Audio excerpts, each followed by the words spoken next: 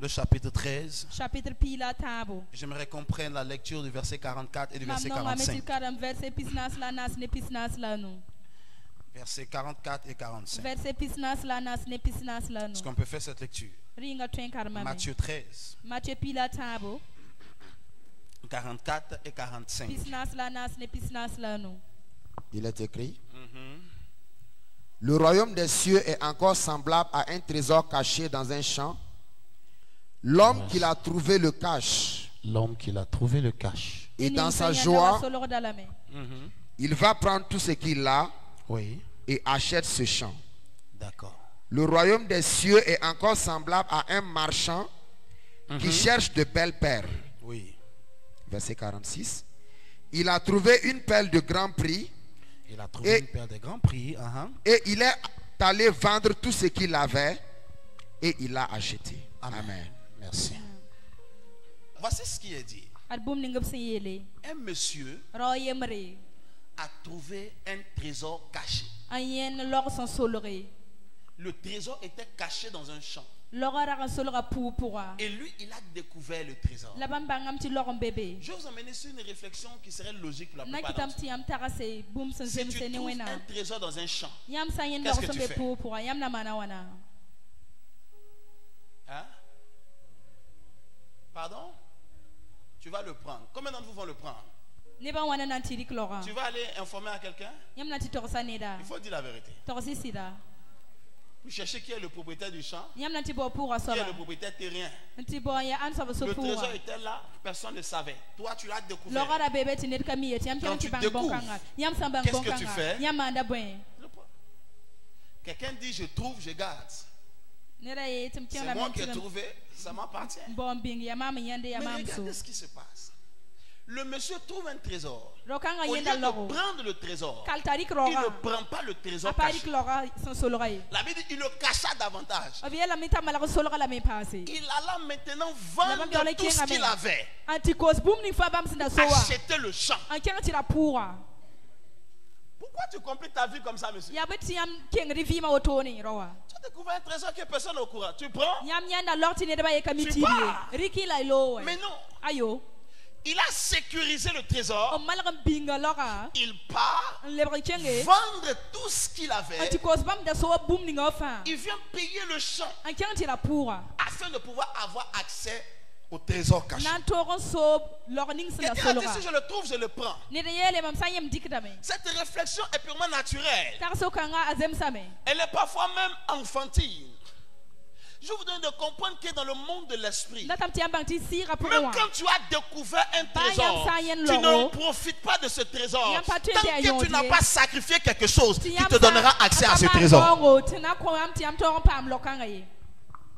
Voici pourquoi tout le monde sait que Dieu est puissant.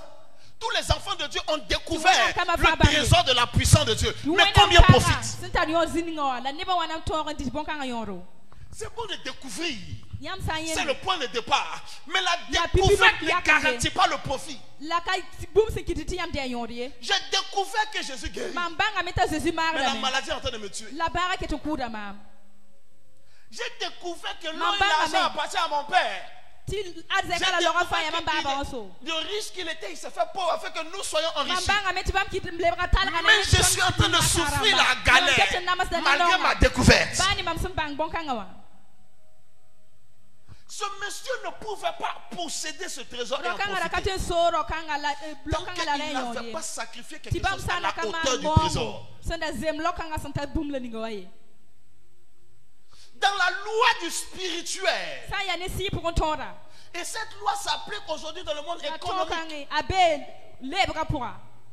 À moins que tu n'aies établi un sacrifice à la hauteur du trésor que tu as découvert. Le trésor va être devant toi.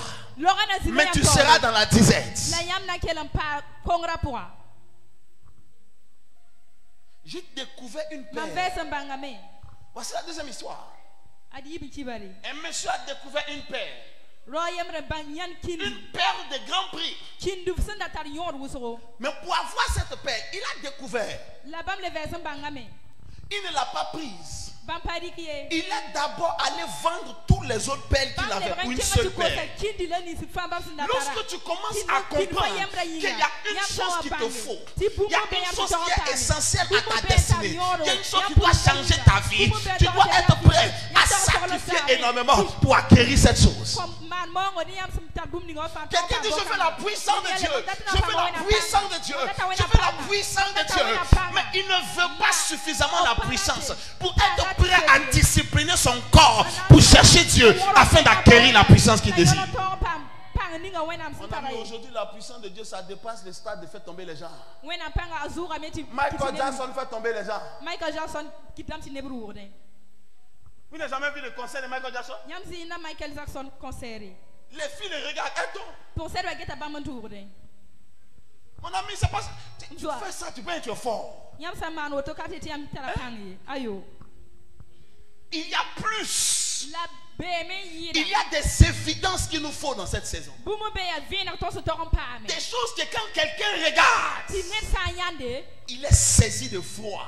Il a même un incrédule le plus compliqué et le plus endurci. Quand il voit cette évidence, son incrédulité est brisée. Mais pour accéder à cette, quand j'explique ça a l'air bien, mais l'accès à cette chose, tu es en train de découvrir que la puissance peut briser le cœur des plus incrédules. Mais l'accès à cette chose va te coûter.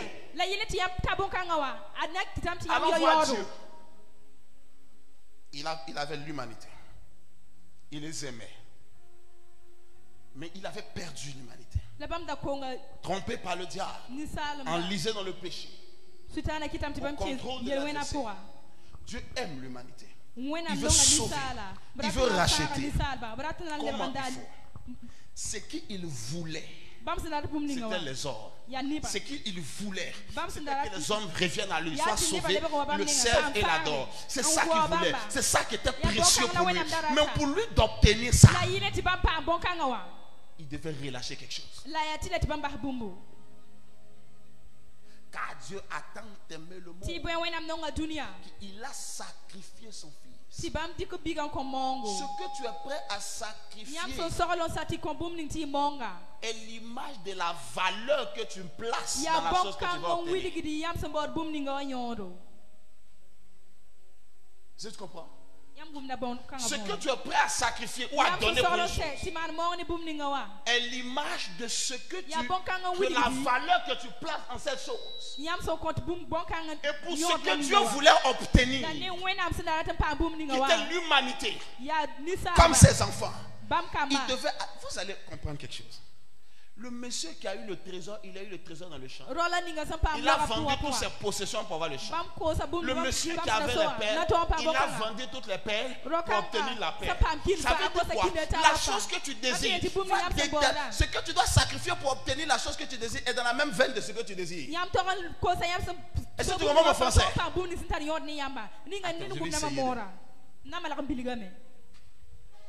Ce que tu désires, ce que tu aspires, c'est qu'il y a un trésor qu'il te faut. Va exiger que tu sacrifies quelque chose du même type et de la même espèce.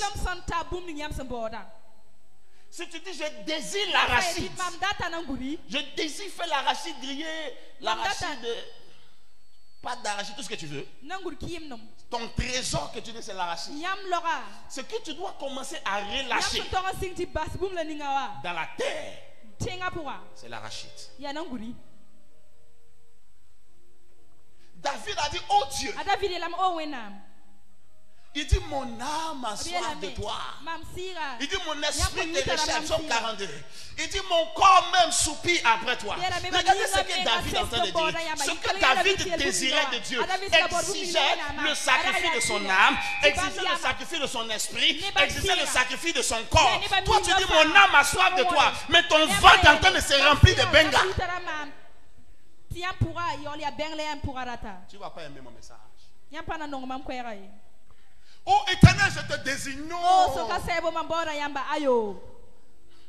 Si ton cœur le désire, ton corps doit aussi le désirer. Je ne peux pas désirer Dieu avec mon cœur et mon corps est en train de ronfler la nuit. Mais quand je me réveille le matin, Seigneur, tu sais que je t'aime.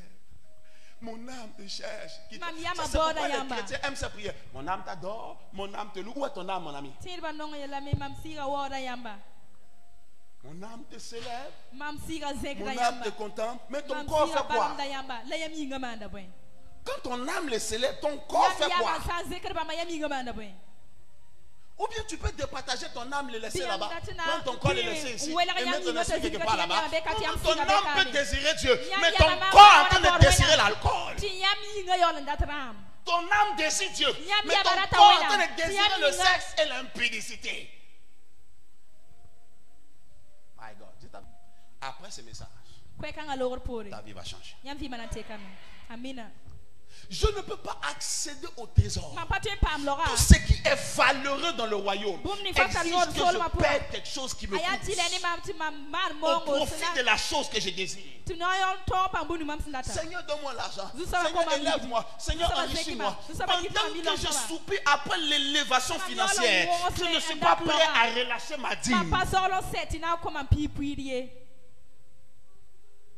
Et tu es tellement un avare que tu penses maintenant que les pasteurs veulent mon argent pour bouffer. Toi, tu as combien d'argent que nous on va bouffer? Toi, ta dîme, c'est combien? Parce que maintenant, il y a une catégorie de personnes, on peut vous répondre maintenant. Tu es allé à l'école, on allait à l'école. Tu es allé à l'université, on allait à l'université. Tu connais papier, nous aussi on connaît. Quand tu parles, on va te répondre. Parce que les patères ne peuvent pas répondre, mais les pasteurs. Il y a ton pater. Non, c'est pas ton nom. C'est pas ton pater. Pasteur. Pasteur. Le passe est équilibré. Le cœur monte. Pasteur. Je vais te parler. Tu connais, je connais. On va discuter. Parce que voilà, parce qu'il il veut prendre les soins. Tu as quoi qu'on va prendre? Dieu nous a emmenés pour le servir. On n'a même pas décidé. On n'a même pas décidé. À mon âge, j'avais autre chose dans ma tête. Écoute-moi. Il n'y a rien. Les gens désirent les grandes choses. Mais ils ne sont pas prêts aux grands sacrifices. La grandeur de ce que tu désires déterminera la grandeur de ce que tu sacrifies. Si tu veux le trésor qui est caché dans ce champ, tu dois aller vendre tous tes biens pour acheter ce champ. Tu ne peux pas prendre le trésor sans le champ, impossible. Tu ne peux pas prendre la bénédiction de Dieu sans Dieu. Amen. Oh oh. Les gens disent, mais le monsieur il a dit qu'il va bénir les gens le soir. On vient, il est en train de bombarder. Oui. Parce que j'ai envie que dans on se croise entre deux avions à l'aéroport de Londres. Et que tu dis, papa, excusez-moi, je n'étais pas prêt à vous rencontrer. J'ai juste un petit chèque de $50,000. Il faut prendre pour boire l'eau sur la route. Ça va arriver à quelqu'un qui est dans la salle. La première personne qui se tient debout pour me dire Amen, c'est à toi que ça va arriver. Ça, c'est pourquoi je te prends la vérité. Je n'essaye pas les offrandes 500 000 fois. Ça ne peut pas m'emmener quelque part. Il veut que ta vie soit élevée. Que tu sois en mesure de sponsoriser des projets sérieux pour l'œuvre de Dieu. C'est pourquoi je te dis les choses. Tu ne peux pas prendre, maman, ce trésor si tu n'as pas pris le champ. Impossible. Comment je vais désirer rencontrer Dieu? Mais mon corps ne veut pas le chercher. Mon corps dort. Mon corps ronfle.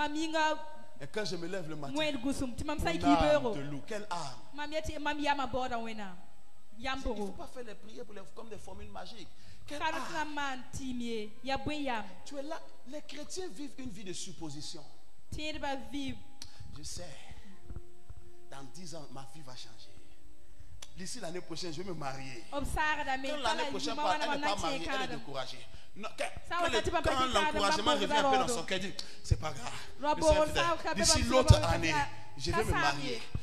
Le point de vouloir et de déclarer n'est pas un problème. Ce qui est le problème, c'est qu'aucune déclaration ne peut produire un résultat à moins que le déclarant ait provoqué l'énergie suffisante à sa réalisation.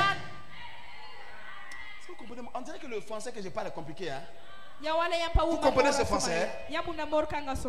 Quand Dieu est sorti, il a dit que la lumière soit. Et la lumière fut. Le problème n'est pas quelle parole a été dite. Le problème c'est qui a parlé. Il est bien beau de dire, oh, je déclare la prospérité. Je déclare l'élévation. Je déclare.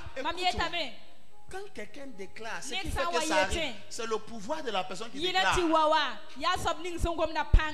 Si M. Rockmark Christian Kabori déclare que demain à 20h, tout le monde doit dormir chez lui à la maison. On va tous dormir à 20h. Pour la simple raison qu'on n'est pas même d'accord avec la déclaration. Mais on respecte le pouvoir. Mais toi, quand tu déclares, tu n'as aucun pouvoir. Je déclare, je vais avoir le bac. Par rapport à quoi? Tu déclares, mais tu n'as aucun pouvoir. Ce qui fait arriver la déclaration, c'est le pouvoir généré par la personne qui déclare. Et Dieu dit. Ce n'est pas le dit qui est important, c'est qui l'a dit. Le pouvoir de la personne qui l'a dit. On veut les résultats, mais on ne veut pas la discipline que ça implique. On veut la gloire, on veut la grandeur. On ne veut pas la discipline que ça implique. Quelqu'un a dit Jésus a déjà payé le prix. Donc tu penses que tu n'as plus aucun prix à payer. C'est une erreur monumentale. Il y a un trésor pour toi, mon fils. Il y a un trésor pour toi. Regarde, le trésor que le monsieur a trouvé, personne d'autre ne pouvait trouver. C'était son trésor. Sinon, le champ était pour quelqu'un. Quand on dit qu'il a payé le champ, c'est qu'il y avait un propriétaire terrien. Mais le propriétaire dans son champ n'a jamais pu trouver ce trésor. Le monsieur qui n'est pas le propriétaire du champ, c'est lui qui est tombé sur le trésor. Parce que c'était un trésor qui n'était réservé. Il y a un trésor pour toi dans ta famille que ton père n'a pas, que ta mère n'a pas, que tes oncles, tes cousins, aucun d'entre eux n'ont ce trésor. Ce trésor est réservé. Il est empaqueté uniquement que pour toi qui m'a dit amen. Ce trésor t'attend. Si tu n'as pas pris, personne ne peut le prendre. Le diable ne peut pas voler ce trésor. Aucun sorcier, aucun démon ne peut voler ce trésor. Mais ce qui détermine que tu le reçois ou que tu ne le reçois pas, c'est le prix que tu as été prêt à payer. Amen. Ce que tu as été prêt à relâcher. Certains voient le trésor, souvent l'odeur du trésor. Tu sens que même si tu tends la main, l'argent est là. D'ici là, les choses vont changer. Mais ça ne change pas. Tu pleures. Tu es triste. Écoute-moi. Cette chose qui va aller, ce trésor qui est là-bas, va exiger que quelque chose sorte de toi. Il n'a pas juste pris l'argent pour payer. Il a vendu tout. Peu importe comment il était attaché à ce qu'il a vendu. Peu importe comment il l'aimait. Il était obligé de vendre tout pour obtenir cette chose. Parce qu'il savait cette chose qu'il obtenait était mieux que tout ce qu'il avait vendu. Quelque chose va sortir de toi. Parfois la douleur va sortir de toi. Ma Bible déclare en Philippiens le chapitre 2. À partir déjà du verset 4-5, il dit ayez en vous les mêmes sentiments qui étaient en Jésus, lequel existant en forme de Dieu n'a point regardé sa divinité comme une proie à s'arracher, mais il s'est humilié lui-même, humilié jusqu'à la mort de la croix. Il est devenu un serviteur. La Bible dit à cause de cela il a été souverainement élevé et il a reçu le nom au-dessus de tout nom, nom devant lequel tout genou fléchit et toute langue confesse que Jésus est Seigneur, à la gloire de Dieu le Père. Mais bien aimé frère, il y a une relation de cause à effet. Il n'a pas eu ce nom parce qu'il vient de Dieu. L'homme qui est sorti de Dieu n'a pas eu un nom à cause de son origine. Ce n'est pas d'où tu sors qui t'élève, c'est ce qui sort de toi qui t'élève. Oh oh. Maman, est-ce que je suis en train de prêcher ce soir? Ce n'est pas d'où tu sors qui t'élève, c'est ce qui sort de toi qui t'élève. Non, non, moi je sors de l'église ici, moi je sors de l'église, on s'en fout de ça. Les démons n'ont aucun respect de la famille où tu sors. La destinée n'a aucun respect du père où tu sors. Aucun respect. Ton père peut être bien et toi tu seras mal. Ta famille peut être bien et toi tu vas souffrir. La destinée n'a aucun respect. Non, de ce que tu as fait. Si ce que tu as fait n'a pas encore permis d'obtenir le trésor, c'est qu'il y a plus à faire. Ne pense pas que Dieu n'a pas exaucé. Le problème, tu n'es pas encore arrivé. Ne dis pas non, je suis fatigué. Non, Dieu ne nous tente point au-delà de notre capacité. À l'intérieur de toi, il y a la capacité de traverser la tempête pour atteindre la gloire. Mais tu penses que tu ne peux pas. Et c'est pourquoi tu t'assois. Bien-aimé, dans le chemin, tu peux tomber. Tomber n'est pas le problème. Mais relève-toi. Amen. Il fallait que quelque chose le quitte. Quand le monsieur a vu le trésor, quand il partait dormir, le trésor était dans sa tête. Quand les gens riaient de lui, parce qu'ils voyaient sa même condition, lui il souriait. Parce que lui il voyait la prochaine gloire qui arrivait, parce qu'il avait découvert le trésor. Bien aimé, quand le monsieur se reposait les yeux même pour faire la sieste, il voyait son trésor. Alors le trésor qu'il voyait lui a redonné l'espoir de continuer à se battre. Tu sais pourquoi tu abandonnes? Tu ne fixes pas les yeux sur la récompense, tu fixes les yeux sur le prix.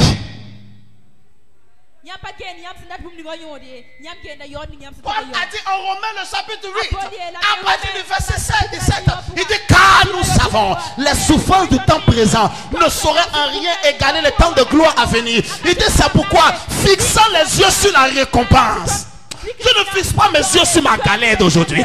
Je ne fixe pas mes yeux sur ma souffrance d'aujourd'hui. Je ne fixe pas les yeux sur le chemin de croix que je suis en train de traverser. Mais si tu traverses une épreuve et que tu regardes à ton épreuve, tu ne peux plus jamais croire même en Dieu. Tu ne pourras même plus croire. Je n'ai même pas dit que tu vas laisser. Même Dieu, tu vas dire non, c'est des conneries. Parce que tu as regardé à ce que tu vis, au lieu de regarder à la récompense. Pourquoi un monsieur peut aller vendre tout ce qu'il possède? Quand il vendait l'un, mais tu es fou, tu cherches quoi? Il ne les répondait pas. Il ne fixait pas les regards sur ce qu'il vivait. Il fixait les regards sur la récompense qui arrivait. Sais-tu, il y a une récompense. Il y a une récompense. Pour la misère que tu vis aujourd'hui, il y a une récompense. Pour l'humiliation que tu vis aujourd'hui, mon ami, il y a une récompense. Pour la galère que tu vis et tout le monde te pointe du doigt, il y a une récompense. Pour la frustration qui est dans ton ventre aujourd'hui, mais tu ne peux pas l'exprimer parce que tu n'es pas en position de force. Mon fils, il y a une récompense. Tu marches à gauche, à droite, prêcher l'évangile. Aucun argent, aucun financement, aucun soutien. Bien-aimé frère, il y a une récompense pour les pleurs que le diable enlève de tes yeux aujourd'hui. Il y a une récompense. Amen. Il y a une récompense. Voici pourquoi je veux continuer d'avancer. Je ne veux pas pleurer m'asseoir.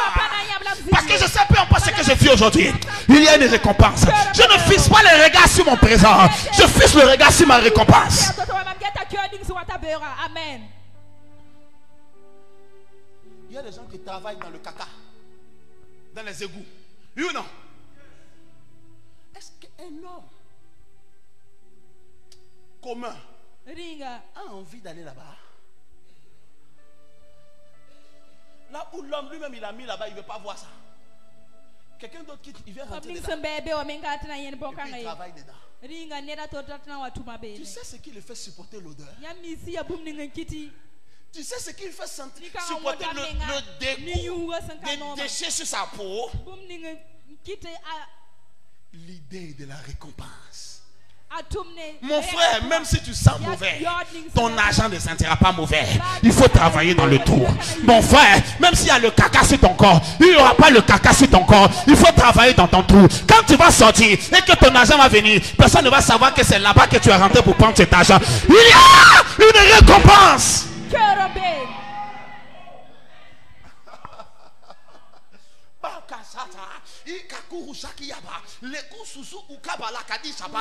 Après ce soir, ta vie changera au nom de Jésus.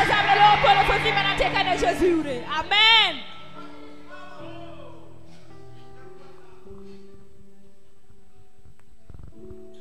Tu sais pourquoi tu pleures, tu es assis. Tes yeux sont rouges. Ton visage est froissé. Tu vas regarder le garçon qui t'a plaqué aujourd'hui. Tu n'as pas regardé aux 10 autres qui vont te chercher demain.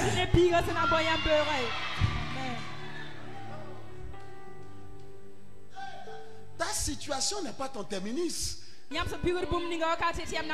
te comportes-tu si après ça ta vie est finie? Ce que tu traverses n'est pas ta finalité. Quand je marche dans la vallée de l'ombre de la mort, je ne crains aucun mal, car tu es avec moi. Ta houlette et ton bâton me réconfortent. Tu dresses devant moi une table en face de mes adversaires. Tu ointuiles ma tête et ma coupe déborde. Oui, en anglais il dit yeah, le bonheur et la joie m'accompagneront, pas pendant un mois, pas pendant un an, pas pendant 2 mois, pas pendant 2 ans, mais pour tous les jours de ma vie. Pour Ayaku Sabala, je veux dire à quelqu'un, la vallée de la mort c'est pour un temps, mais le bonheur c'est pour tous les jours de la... Maman, est-ce que je suis en train de prêcher ce soir? Amen. Quand je marche, c'est pour un moment, mais le bonheur, c'est pour tous les jours de ma vie. Écoute-moi, pour avoir passé dans la vallée de l'homme de la mort, c'est la raison pour laquelle une table a été dressée. Le type de vallée où tu marches détermine le type de table qu'on va mettre devant toi. Qui m'a dit amen? Plus la vallée est compliquée, plus la table sera glorieuse. Je reçois cette grâce. Plus la vallée est compliquée, plus la table sera extraordinaire. Plus les hommes se sont moqués de toi, plus ton témoignage sera glorieux. Plus la vie a été dure pour toi, plus ton bonheur sera intéressant. Est-ce qu'il y a un enfant de Dieu qui peut me dire amen pendant que je prêche?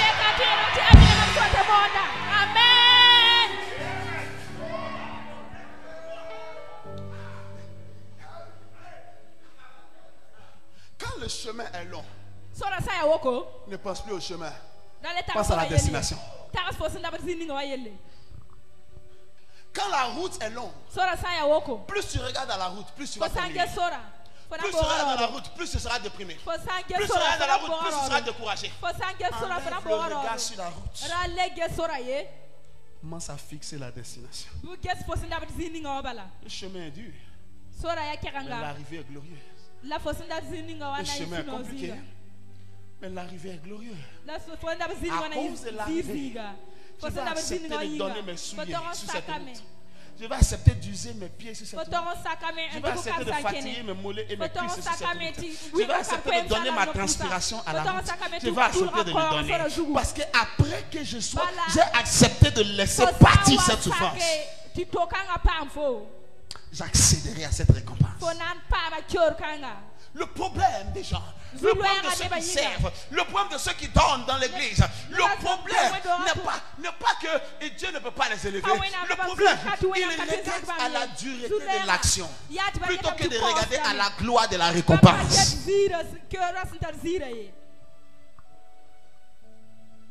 Plutôt que de regarder à la gloire de la récompense. Il murmure pourquoi? C'est ça qui a tué Israël dans le désert. Quand ils étaient en train de marcher, ils ont commencé à murmurer. Donc on s'est dit, monsieur Moïse, ton affaire est compliquée. Tu as dit Dieu t'a parlé. Déjà on n'était pas là-bas. Parce que quand les gens commencent à déprimer, à se décourager, les pensées qui n'ont jamais eu commencent à venir dans la tête. Ton bon papa tel que tu aimais, maintenant quand tu le regardes, tu es fâché. Parce que le diable t'a fouetté. Tu aimais papa t'es avant. Tous les jours tu m'appelais ma fille. Papa, je vais t'emmener une dinde. Tu vas manger la dinde. Ma fille, je n'ai plus de tes dindes. Je n'en ai pas là quelqu'un maintenant. Je n'ai plus de tes dettes. Le diable t'a fouetté. Ton papa spirituel que tu l'aimais, il t'énerve. Pourquoi les yeux fixés sur la réalité, non sur la circonstance? Ils ont dit Moïse, Moïse. Égypte était mieux. Égypte était mieux. Regardez comment quand le diable malmène quelqu'un, il préfère qu'il était esclave. Un homme normal préfère d'être libre et avoir faim que d'être esclave et être assassiné. Il dit, on veut partir là-bas. Nous, on préfère mettre l'esclavage et puis on mange les concombres.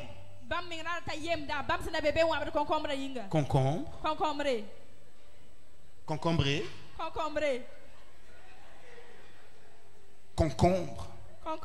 Tu veux retourner là-bas? Ils ont commencé à fustiger Moïse.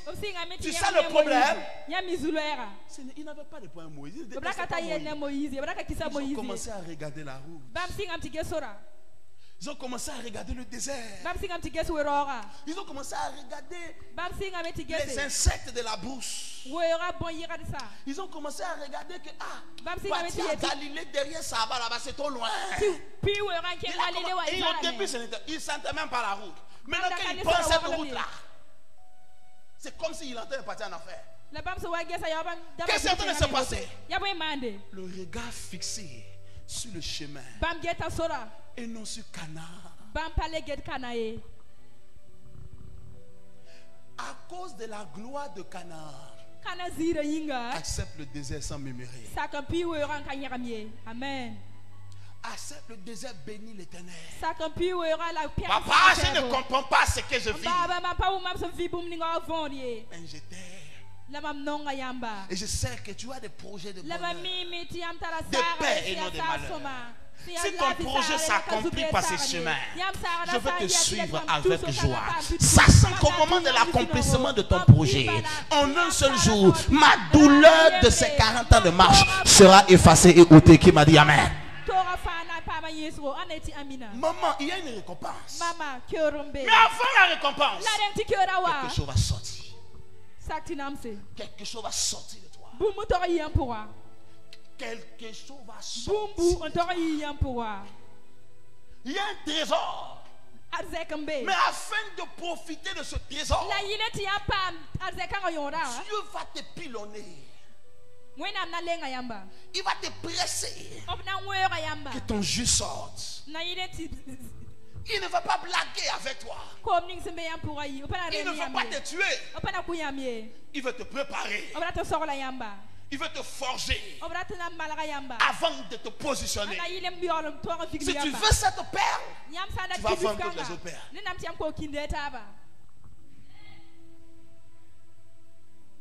Si tu veux cette perle, tous les autres perles, tu dois les vendre. Tu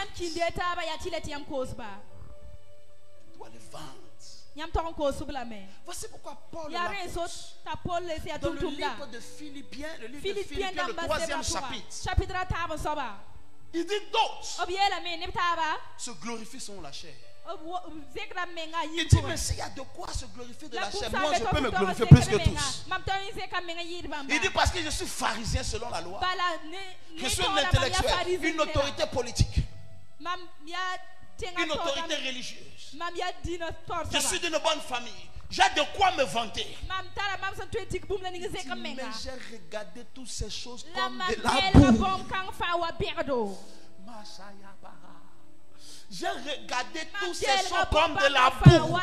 Mais pourquoi pas? Pourquoi ton statut tu regardes comme de la boue? Le statut que les autres envient, toi tu dis que c'est de la boue. Il dit parce que je veux saisir Christ. Parce que Christ m'a saisi, mais moi je ne l'ai pas encore saisi. Je veux saisir celui qui m'a saisi. Il dit Akatu Sabalata. Il dit je regarde tout comme de la boue pour l'excellence de la connaissance de Christ. Amen.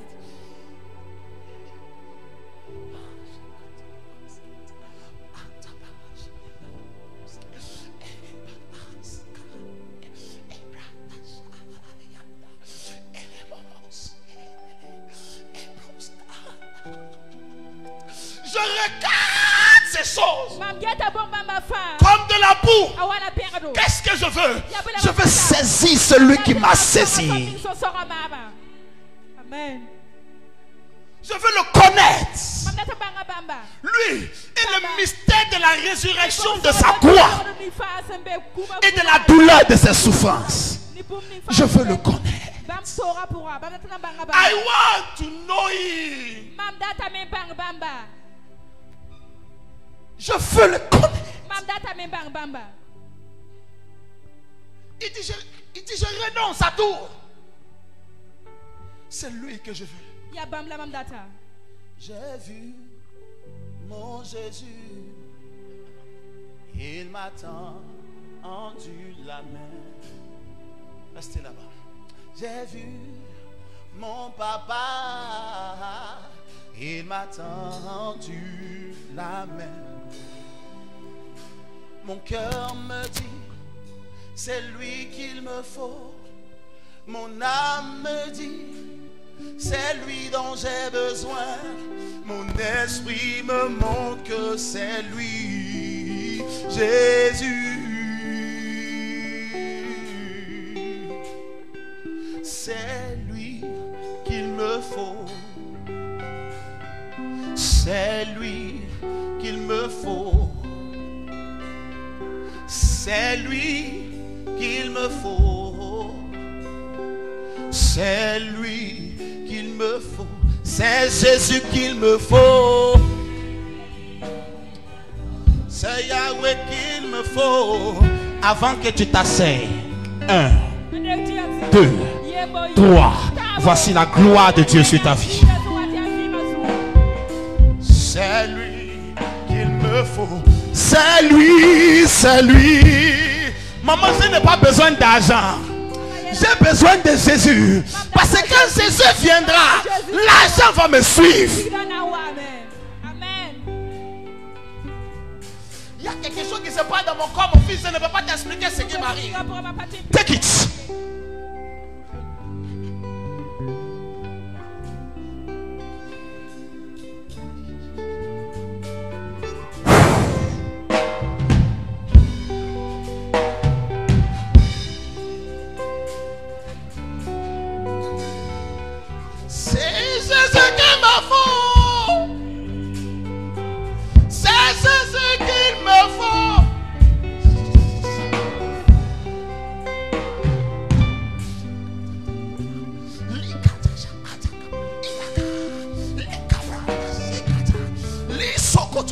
Ton huile descend du ciel aujourd'hui. Donnez-moi 1 seconde.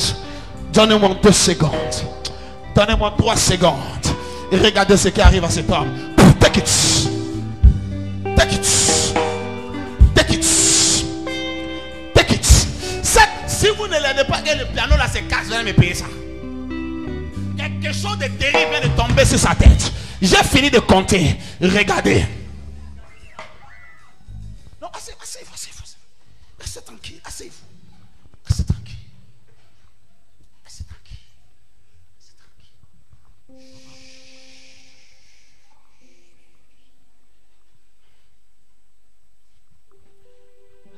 Il dit en Colossiens le chapitre 2. Dès le verset 1. Si je ne me trompe. Il dit les athlètes et les sportifs s'impose toute espèce de discipline. Pourquoi? Une couronne passagère, un trophée passager. N'est-ce pas? Les footballeurs ont des régimes alimentaires différents la plupart des gens. Les haltérophilistes, ils aiment manger la viande rouge, mais ils ne mangent pas cette viande. Pourquoi? Ils ont toute espèce de restrictions parce qu'ils veulent obtenir une couronne. Mais toi, tu veux la couronne, mais tu ne veux pas la restriction.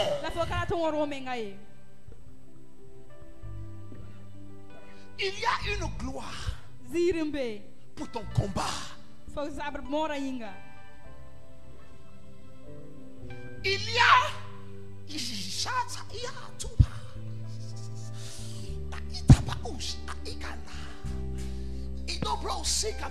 mon fils, prends ceci. C'est fait. Look at that. Look at that.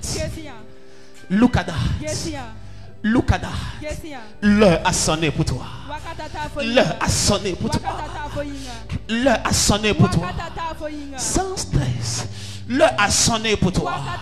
L'heure a sonné pour toi. Tu es le sauveur de ta famille. Tu es l'espoir pour ta génération. Il y a une gloire pour ta vie ce soir.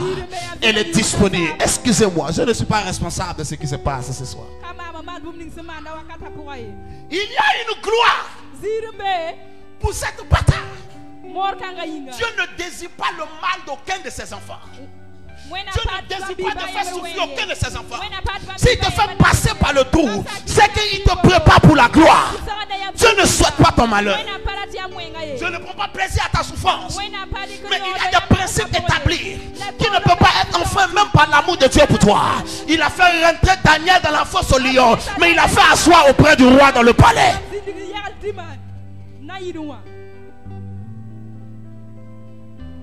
Il a permis que Joseph rentre dans le puits. Tu penses qu'il avait oublié? Tu penses que c'était le moyen de l'abandonner? Tu crois que Dieu ne voit pas ce que tu vis? Dieu souhaite ton bonheur plus que toi-même tu peux le souhaiter. Les ambitions de Dieu sont supérieures à tes ambitions les plus folles que tu as pour toi. Pourquoi donc tu le laisses aller dans ce puits? Si ce n'était que cela, c'était bon. On le sort du puits, il devient un esclave. Par la grâce du Seigneur, il commence à prospérer en tant qu'esclave. La femme du bois se lève, elle commence à jeter son dévolu. Il refuse, elle ment sur lui, on le jette. Pourquoi, Seigneur, tu laisses ce pauvre garçon? Ce pauvre garçon qui t'aime autant, il n'a jamais péché. Là où il y a le péché, il fuit. Pourquoi tu le laisses vivre ça? Quel genre de Dieu tu es? Joseph est quelqu'un de bien. Pourquoi tu le laisses vivre ça? C'est les gens de questions, Dieu rit. Tu ne peux pas culpabiliser Dieu. Derrière ce que tu vois, il y a ce que tu ne vois pas que Dieu voit. Les réactions de Dieu ne sont pas par rapport à ce que toi tu vois, par rapport à ce que lui voit. Il n'a pas abandonné Joseph. Il a fait traverser cette couronne, cette épreuve, pour le qualifier pour cette couronne. Pour le qualifier pour cette couronne. Donc Jésus sur cette croix a crié: mon Père, mon Père, pourquoi m'as-tu abandonné?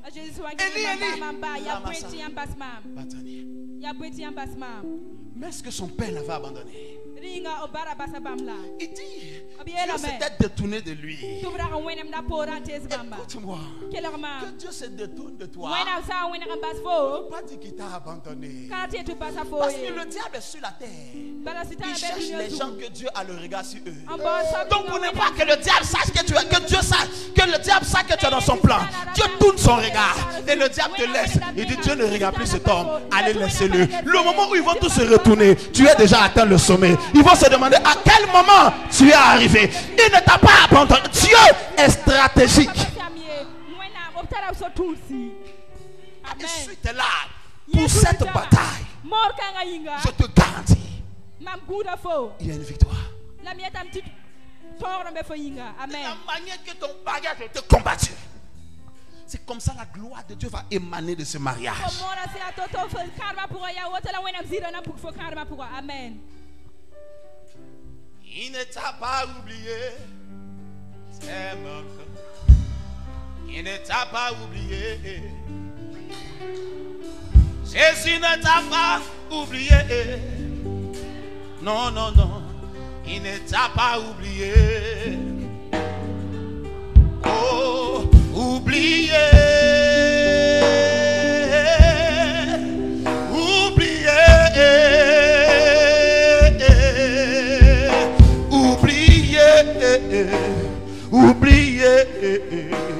Oublié, Jésus ne t'a pas oublié.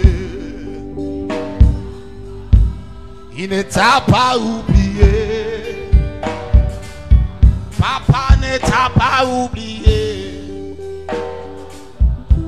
Il ne t'a pas oublié. Je regarde tout comme de la boue. Pour l'excellence de la connaissance de Christ. Quand je le connaîtrai, les hommes le verront en moi. Quand je le connaîtrai, les démons céderont le passage à mon arrivée. Quand je le connaîtrai, j'ai peut-être découvert sa parole, mais je n'ai pas encore connu sa parole. Il y a une différence entre la découverte et la connaissance.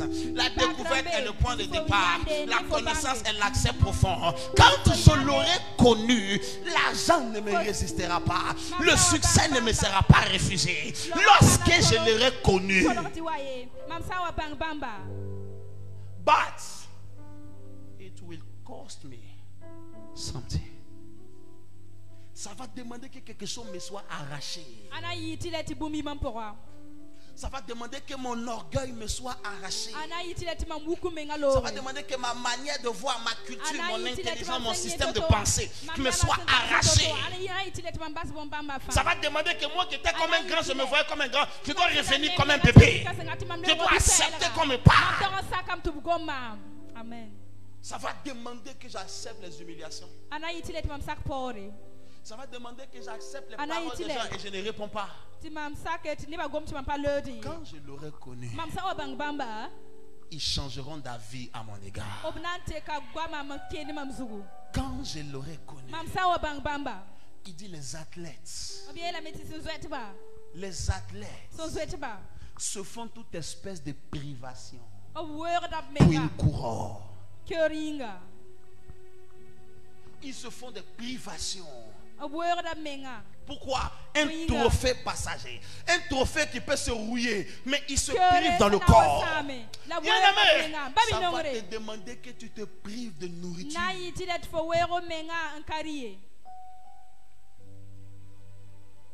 Quand on dit à l'église jeune, tu ne gênes pas. C'est ton problème.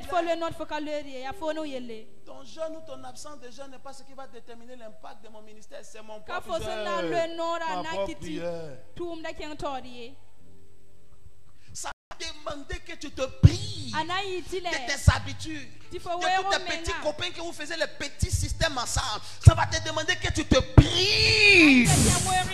Je sais, c'est dur, mon ami. Je sais, c'est douloureux. Je sais. Je sais. Crois-moi. Je sais. Ça va te coûter. Mais le trésor est au bout de la course. Prends ma parole que je te dis et je te mets au défi pour les 6 derniers mois de l'année d'embarquer dans le système que je te prêche. Tu ne vas pas témoigner. Tes ennemis vont témoigner à ta place. Amen. Les sorciers vont venir te visiter la nuit pour dire excuse-nous le dérangement. Tout ce qu'on t'a pris, on est venu te redonner. Amen. Tes frères qui ne t'aimaient pas, qui te détestaient, qui ne te respectaient pas, vont venir te donner leur tête. Que tu poses la main.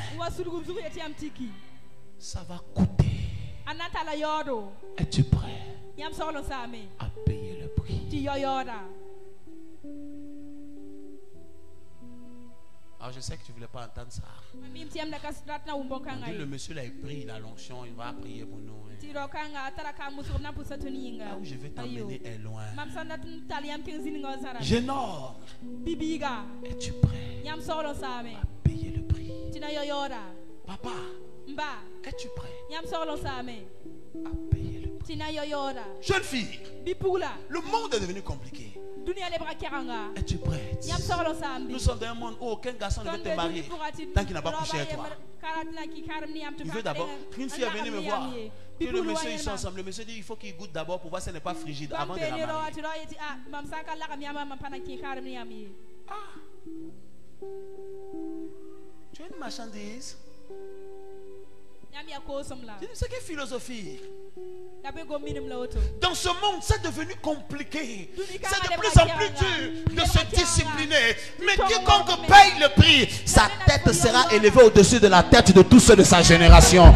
Le monde pourra reconnaître clairement et distinctement: cet homme, mon ami, a quelque chose de mieux que moi. S'il te plaît, prie pour moi. Ça coûte cher. Mon fils, le trésor qui est dans le champ va te coûter tout ce que tu as. Ça va te coûter tout ce que tu as. Mon fils, le trésor qui est dans le champ n'est pas pour les plaisantins. Ce n'est pas pour les rêveurs. Tu es un rêveur. Tu te rêves dans la grosse voiture. Tu es un rêveur. Ce n'est pas pour les rêveurs. C'est pour les payeurs de prix. Les gens ont été capables de vendre leur âme à Satan pour avoir ce que toi tu es en train d'envier. Tu ne veux pas vendre ton corps à Dieu pour la destinée. Tu ne veux pas vendre ton honneur. Toi, on ne te parle pas de cette manière. Toi, et tu veux le trésor. Tu vas vendre ton honneur. Tu vas vendre ta fierté. Tu vas vendre ton orgueil, ton intelligence que tu as, toute ta sagesse infuse. Tu vas devoir la vendre pour obtenir le trésor qui est caché dans le champ. Je vais le répéter. Ça coûte cher. Mais quiconque s'acquitte de ce prix avec joie, avec constance et fidélité dans le temps, sa génération va l'acclamer. Les pasteurs souvent ils sont là, au lieu de se lever pour payer le prix, ils attaquent l'autre. Non, lui c'est un sorcier, c'est pourquoi ça marche pour lui. C'est toi qui sais que c'est un sorcier. Le monsieur qui est malade, lui s'en fout si c'est un sorcier. Lui cherche sa guérison. C'est toi qui sais que lui là c'est un démon. Quand toi tu dis c'est un démon, les gens sont payés 50 000 pour le voir. C'est toi qui sais que c'est un démon. Eux, démon ou pas, eux ils cherchent du moment où ils parlent de Jésus seulement. Quelque chose ce qu'ils font, ce n'est plus un problème. Eux ils cherchent la solution. Toi tu ne peux pas apporter la solution. Tu quittes, ferme ta bouche, paye ton prix. Les gens vont te suivre. Ils sont seulement jaloux. Plutôt que des gens d'aller payer le prix, ils commencent à raconter toute espèce de choses parce qu'ils sont frustrés. Si tu ne payes pas le prix, tu seras frustré et tu seras en train de critiquer les autres. C'est toi qui vas savoir que lui là, cette fille là, la voiture là, on sait comment elle a fait, on sait. Celle-là peut envoyer l'argent pour payer une voiture comme ça. Nous tous on sait. Tant que tu n'as pas fait ce qu'elle a fait, tu ne vas jamais avoir cette voiture. Parce que tu dis qu'on ne peut pas avoir ça par Dieu. Dieu ne peut pas bénir. On n'a pas fait des conneries. Je veux parler à cette personne qui veut toucher Dieu. Ça va te coûter. Quelque chose va partir. Ça va te faire. Ce que tu vis aujourd'hui, il y a une récompense. Il y a une récompense. Et suite là, relève-toi. Prends le bouclier de la foi. Quand les gens parlent, mets la foi devant. Quand le diable te dit que tu es fini, tu es moins que rien, tu ne vas pas y arriver. Mets la foi devant toi. Que la foi bloque, ne laisse pas entendre dans ton cœur. Mets-toi dans ton service pour Dieu. Mets-toi dans ton appel pour Dieu. Continue de faire ce que tu as fait. Continue de te tenir à ton poste et à la brèche. Il viendra te trouver avec ta couronne. Il y a deux choses.